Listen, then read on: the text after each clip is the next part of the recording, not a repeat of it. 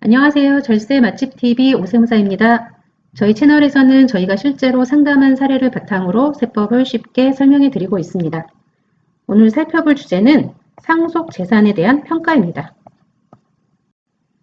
상속재산에 대한 평가를 살펴보기 전에 먼저 상속세 계산 구조를 간략하게 말씀드릴게요. 돌아가신 분을 피상속인이라고 하고 돌아가신 날, 사망일을 상속계시일이라고 하는데요.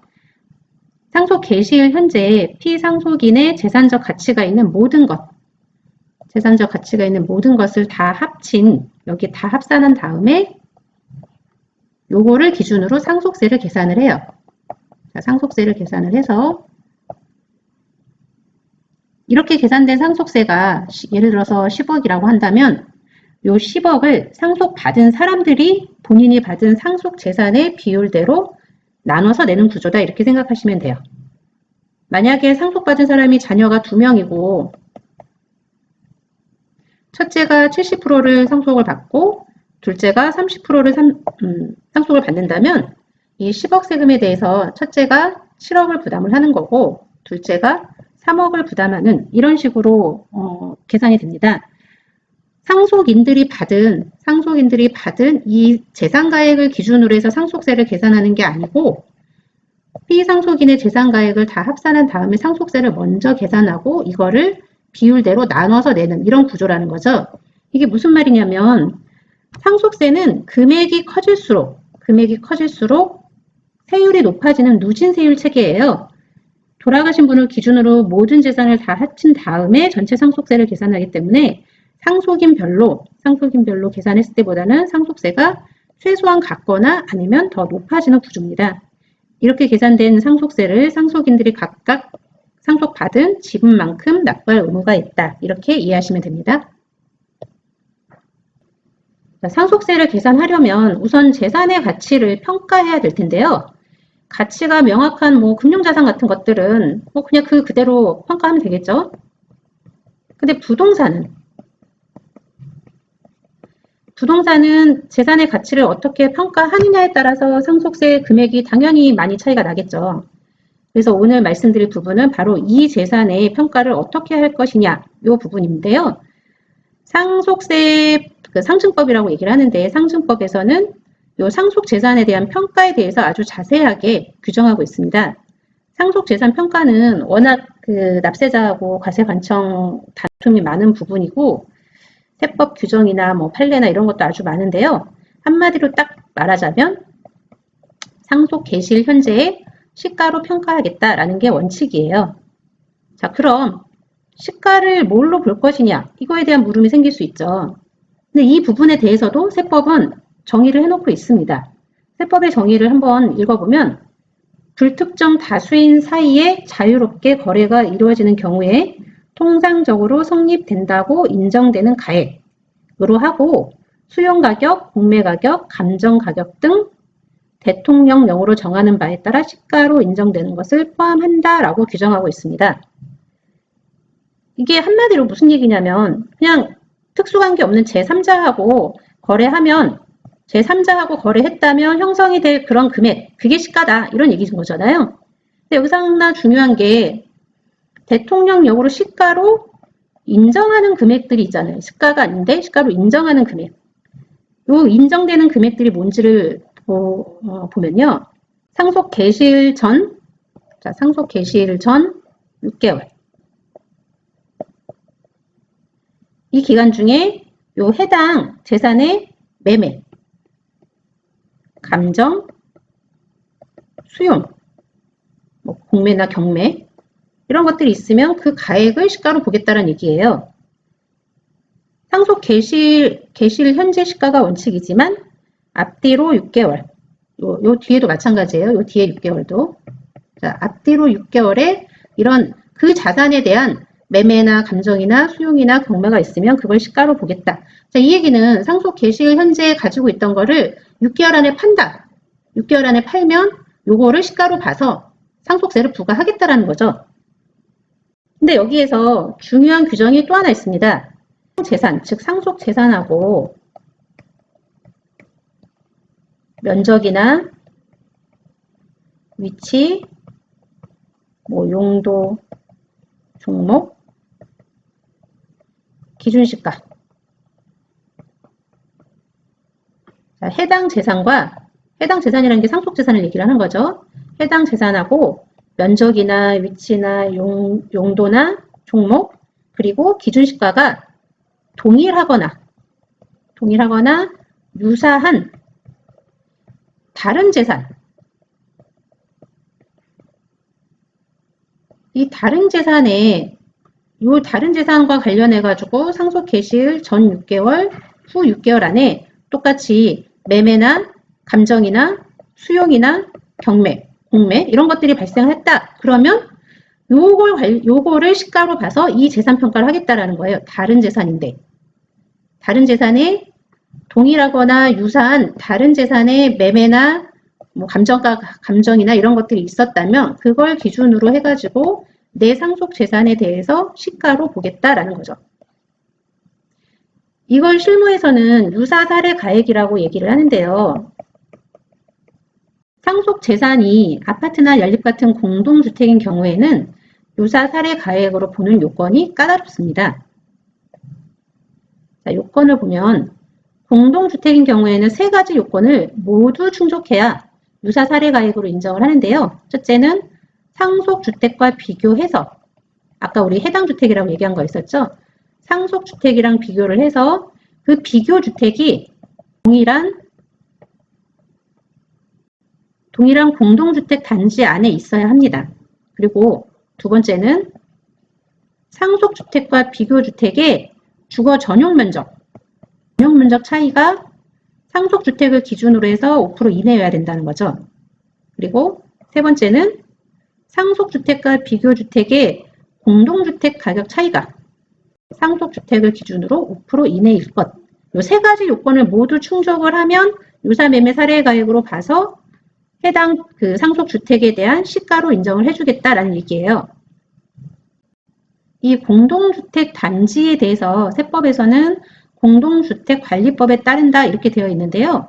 또 공동주택관리법을 찾아보니까 이번에는 주택법에 따른다 이렇게 되어 있더라고요. 그래서 또 주택법을 찾아봤더니 주택법에서는 뭐라고 얘기를 하고 있냐면 주택단지라는 건 주택건설사업계획이나 대지조성사업계획의 승인을 받아가지고 주택과 그 부대 시설 및 복리시설을 건설하거나 대지를 조성하는 데 사용되는 일단의 토지를 말한다 이렇게 돼 있어요. 이게 무슨 말이냐면 같은 아파트 단지라면 동이 달라도 평가 대상 주택의 유사매매 사례 가액의 범위에 들어갈 수 있다. 한마디로 같은 아파트 단지면 동이 달라도 동일한 공동주택 단지로 본다 이런 얘기예요. 근데 사실 같은 아파트 단지 내에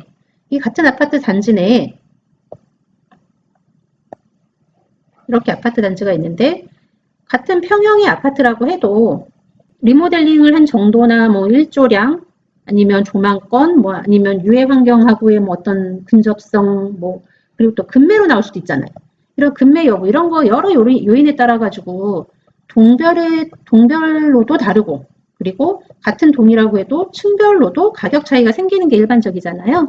근데 이걸 기준으로 재산을 평가한다는 게 쉽게 납득이 안 되죠. 근데 어쨌든 세법에서는 이렇게 규정을 하고 있으니까 세무서에서는 동일 평형의 비교 아파트에 대해서 매매 사례 가액이 있다면 그 금액을 유사 매매 사례 가액으로 봐서 시가로 판단하는 경우가 많으니까 상속세 신고할 때 반드시 유의하셔야 돼요. 상속세 상속 재산 평가 관련해 가지고 유사 매매 사례 가액을 인정받는 게 좋을 수도 있고 나쁠 수도 있겠죠. 자, 유사 매매 내 상속 주택이랑 관련된 뭐 매매 가액이나 이런 게 없으면 공동주택 가격 기준 가격으로 갈 텐데 공동주택 가격으로 가면 상속세는 적게 나오겠죠. 공동주택 가격은 보통 시세의 한 70% 선에서 형성이 되기 때문에 상속세는 적게 나오겠죠. 근데 자, 이 공동주택 가격이 내가 상속세로 재산을 평가해서 신고를 하면 나중에 이 주택을 양도할 때 이 공동주택 가격이 취득가액이 돼요. 자, 내가 이거를 받고 비과세를 받는 상황이 아니라면 이 공동주택 가격이 취득가액이 되면 양도 차익이 많아지겠죠. 그러면 양도세가 많아진다는 얘기죠. 반대로 유사매매 사례가액으로 인정을 받았어.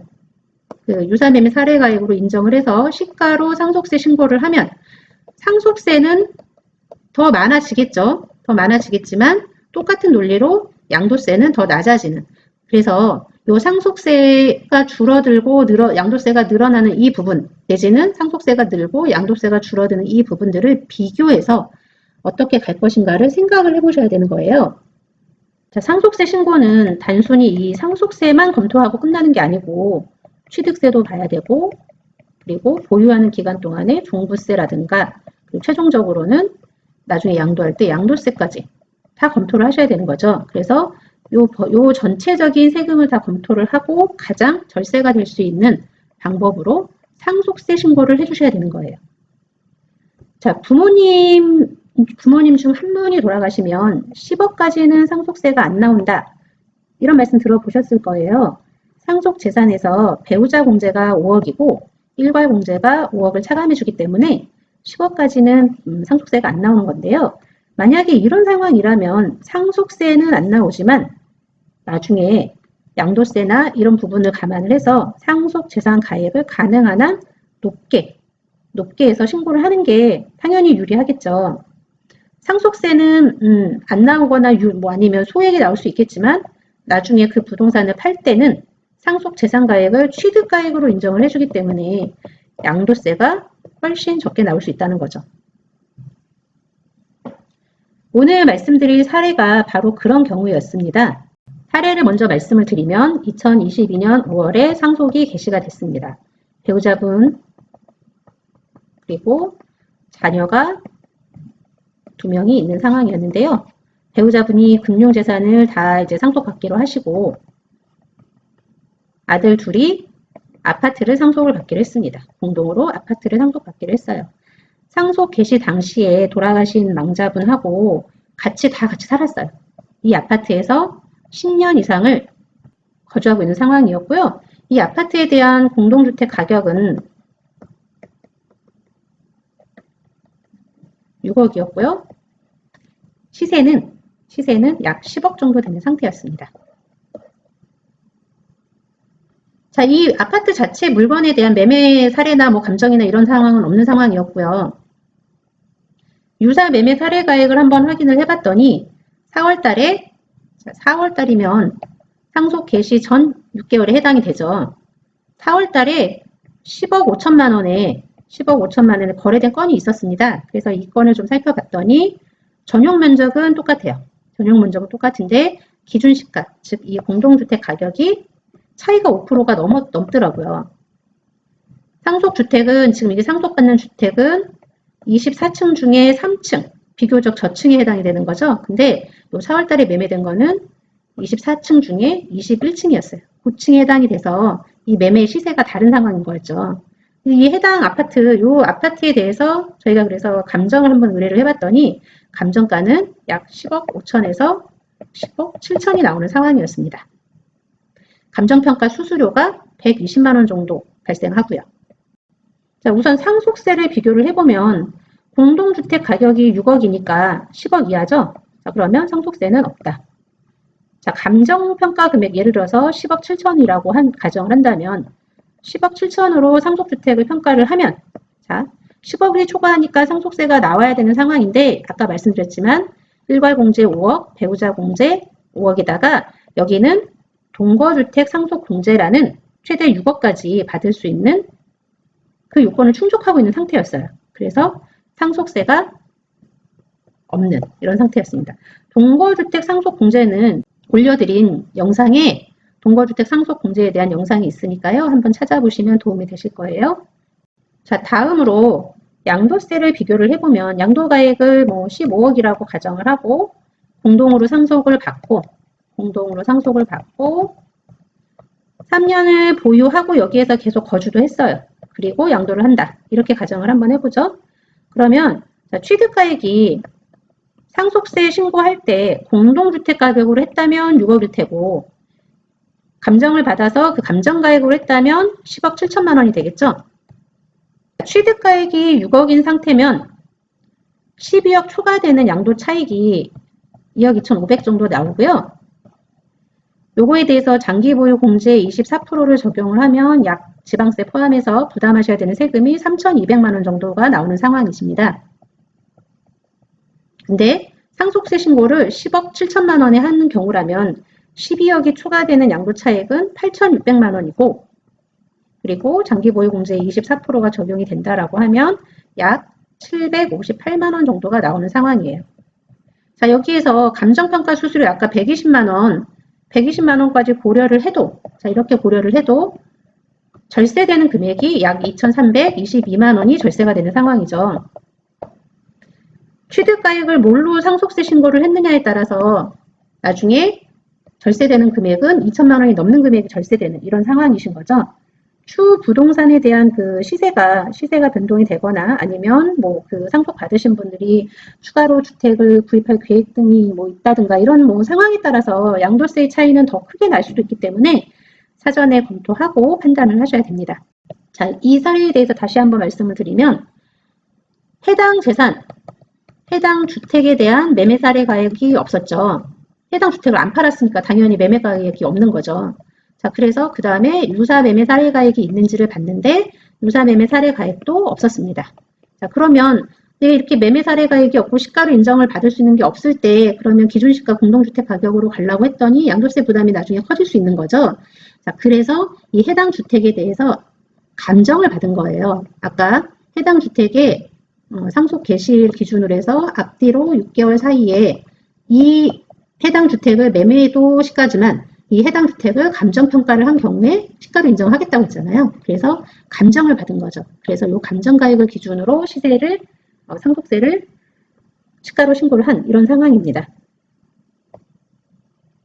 자, 만약에 지금 사례는 동일 세대원이었는데 만약에 별도 세대원이었다면 별도 세대원이 단독으로 상속을 받고 똑같이 3년 보유 거주한 다음에 양도하고 이 별도 세대원은 1세대 1주택, 이 상속받은 주택만 있다. 이렇게 한번 가정을 해볼까요? 자, 이랬을 경우에 공동주택 가격으로 상속세 신고를 했는지 아니면 감정을 받아서 상속세 신고를 했는지에 따라서 양도차익이 또 달라지겠죠. 자, 이때는 양도차익이 2억 2,500이 아까 말씀드린 것과 똑같은 상황이죠. 여기에 장기보유 24%에서 약 한 4,900만 원이 나오는 상황입니다. 그리고 감정가액으로 하면 그 초과되는 금액은 8,600만 원이고 마찬가지로 24%고 여기에 지방세까지 고려하면 약 1,080만 원이 양도세가 나오는 이런 상황이에요. 자, 감정평가 수수료 120만 원을 고려한다고 해도 절세되는 금액이 3,700만 원이나 되는 거죠. 이 금액이 아까 우리 그 동일세대원인 경우에 동일세대원이 공동으로 상속받아가지고 양도하는 경우를 가정했을 때는 각각 나눠서 양도세를 부담하기 때문에 이 단독 상속인 경우에 비해서 세금이 덜 나왔죠. 근데 별도 세대원이었고 단독으로 받는다면 절세되는 금액은 당연히 더 커질 수밖에 없죠. 자, 정리하자면 동일세대원 상태에서 공동주택 가격으로 상속세를 신고를 하느냐, 감정평가 금액으로 신고하느냐에 따라서 절세되는 금액이 2,300만 원 정도 되는 거고 만약 별도 세대원이 단독으로 상속을 받는 상황이었다면 이 공동주택 가격으로 했는지 감정평가 가액으로 했는지에 따라서 절세되는 금액은 3,700만 원이 되는 이런 상황입니다. 물론 이제 별도 세대원이라면은 상속세에서 아까 말씀드린 동거주택 상속공제를 받지 못하겠죠. 근데 이렇게 늘어나는 상속세하고 그리고 이렇게 줄어드는 양도세를 사전에 비교를 해서 어떻게 대처하느냐에 따라서 부담하는 세금은 달라집니다.